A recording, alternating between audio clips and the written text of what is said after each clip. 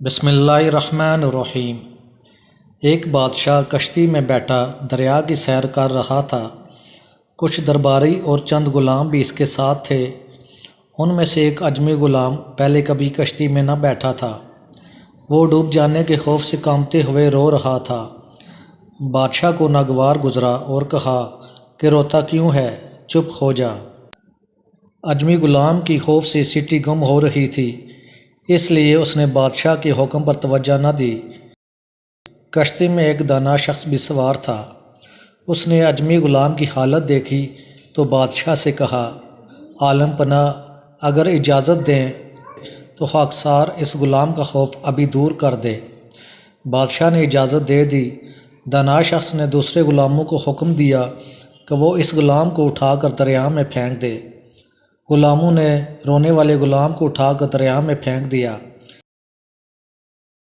جب وہ 2-4 غوطے کھا چکا تھا تو دانا شخص نے غلاموں سے کہا، اب اسے دریا سے نکال کر کشتی میں سوار کرو۔ چنانچہ غلاموں نے اسے واپس کشتی میں کھینچ لیا۔